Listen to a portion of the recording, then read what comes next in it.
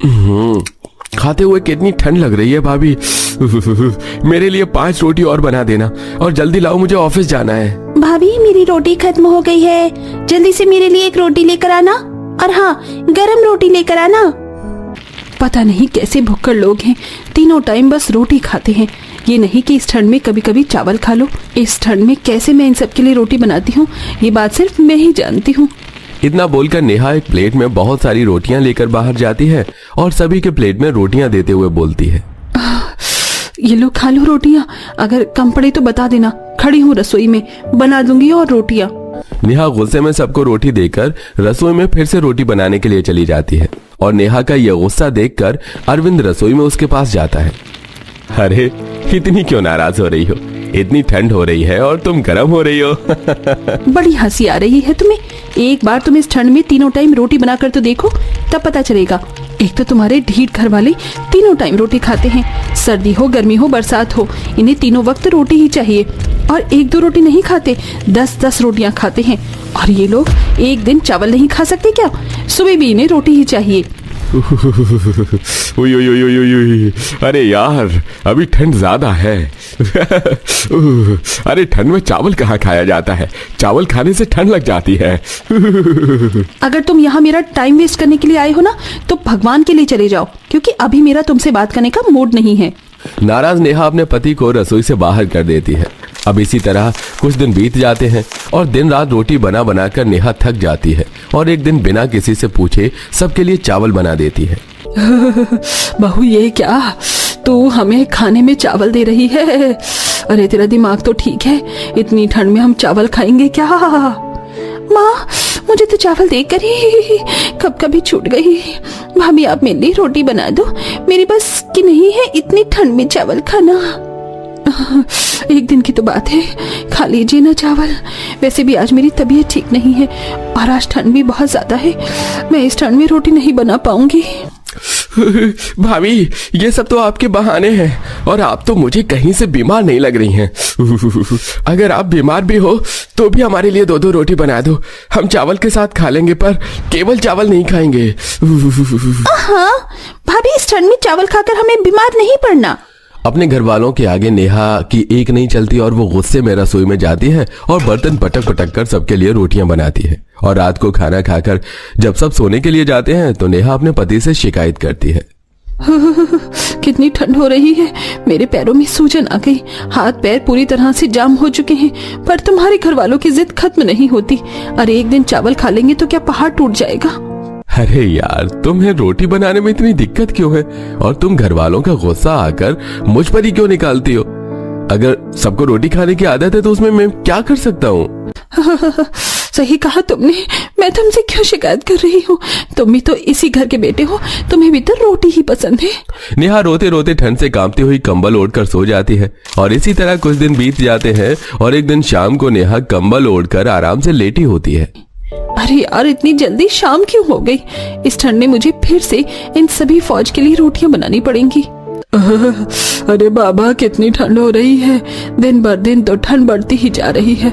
बहू तू बहुत दिनों से चावल की जिद कर रही थी ना, तू आज चावल ही बना लेना। ये चांद कहाँ से निकला आज? माँ जी ने मुझे बोला चावल बनाने को, आज तो मेरे मजे हैं। नेहा जल्दी से कंबल से निकल और चावल बना ले, वैसे भी ठंड ज्यादा हो रही है, जल्दी से काम खत्म करके फिर से कंबल में आराम करने आ जा। नेहा खुशी से रसोई में जाती है और जल्दी से सबके लिए चावल बना देती है और जब पूरा परिवार खाने में चावल देखता है तो एक बार फिर सबका मुंह बन जाता है। भाभी आज आपने फिर चावल बना दिए, आपको दिखाई नहीं दे रहा है क्या कि कितनी ठंड हो रही है और चावल खाने से ठंड में तबीयत खराब हो जाती है। चावल मैंने अपनी मर्जी से नहीं, माँ जी के कहने पर बनाया है। बहू मैंने तो तेरे खुद के लिए बोला था चावल बनाने को, तू ही चावल की जिद कर रही थी कुछ दिनों से। हम सब तो रोटी ही खाएंगे, तू हमारे लिए रोटी ही बना दे, चावल तो खुद खाना। कितनी तेज है मेरी सास। अरे अगर मेरा चावल खाने का मन होता तो क्या मैं अपने लिए खुद चावल बनाकर नहीं खा सकती?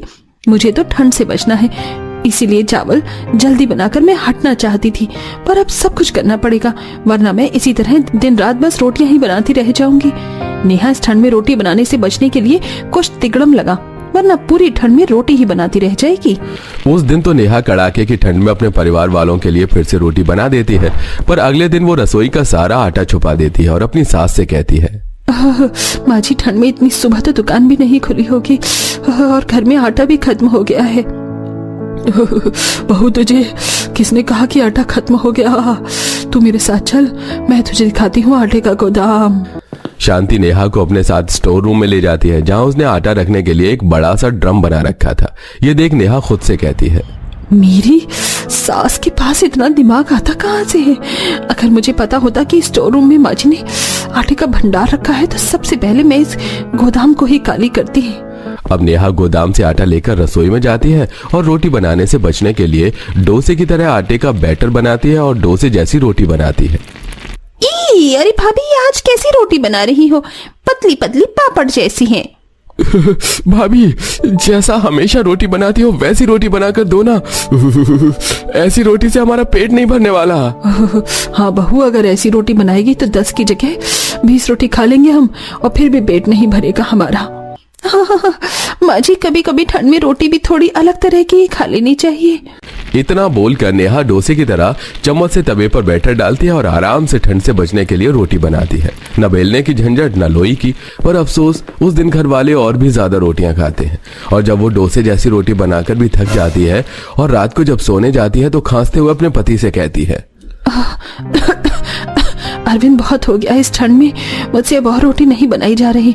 मेरे माँ बाप ने तुम्हारे भरोसे मुझे इस घर में भेजा है और तुम ही मेरा साथ नहीं देते। अगर ऐसा ही चलता रहा तो मैं पूरी ठंड के लिए मायके चली जाऊंगी। फिर तुम खुद इस ठंड में अपने घर वालों की रोटियां बनाकर देते रहना, क्योंकि अब मैं इस ठंड में और रोटियां नहीं बना सकती। अरे नेहा, अब तो तुम गुंडे की तरह ठंड में मुझे धमकी दे रही हो। तुम चिंता मत करो, करता हूं मैं तुम्हारे लिए इस ठंड में रोटियों का कुछ जुगाड़। एक दिन का समय दो मुझे। देखती हूँ कौन सा तीर मारते हो तुम एक दिन में। अरे मेरी माँ, थोड़ा तो विश्वास रखो। समझ गया मैं तुम्हारी परेशानी। अरविंद नेहा से एक दिन का समय लेता है और एक दिन बाद जब नेहा रोटी बनाने के लिए रसोई में जाती है तो वहां अरविंद रोटी मेकर लेकर आता है और पूरे परिवार के सामने नेहा को रोटी मेकर देते हुए उससे बोलता है, ये लो, इस ठंड में रोटी मेकर। अब रोटी बनाने के झंझट से बचने का ये बेहतरीन नुस्खा है। अब ना तुम्हें आटा लगाना है और ना ही रोटी बनाना है। इस मशीन में आटा भी गुद जाएगा और तुम आराम से रोटी भी बना लोगी। और इस रोटी मेकर को तुम अब चाहे डाइनिंग टेबल पर रखकर बनाओ या टीवी देखते हुए रोटियां बनाओ। अब ना खाने वालों को दिक्कत होगी और ना ही बनाने वालों को दिक्कत होगी।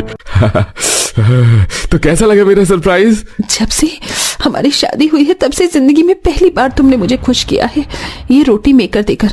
अब आप लोगों को जितनी ठंड में रोटियां खानी है खाओ, क्योंकि अब तो मैं डाइनिंग टेबल पर ही आप लोगों के सामने गरम गरम रोटियां खिला सकती हूँ। अब मुझे ठंड में कांपते हुए रोटियां बनाने की जरूरत नहीं है। तो फिर भाभी, जल्दी से दोपहर का खाना बना दो, सब्जी और ढेर सारी रोटियां। हाँ बहू, मुझे तो इस ठंड में ठंड के साथ भूख भी बहुत लग रही है। हाँ हाँ, बस अभी बना देती हूँ। अब मुझे कौन सा ठंड में खड़े होकर 2 घंटे तक रोटी बनानी है। रोटी मेकर पाकर नेहा बहुत खुश होती है और कभी टीवी देखते हुए तो कभी डाइनिंग टेबल पर खाते हुए लोगों के लिए गर्मा गर्म रोटी मेकर की मदद से रोटियां बनाती है। आशा है कहानी आपको पसंद आई होगी। वैसे ठंड में आपको रोटी खाना पसंद है या फिर चावल? कमेंट में बताना बिल्कुल मत भूलिए।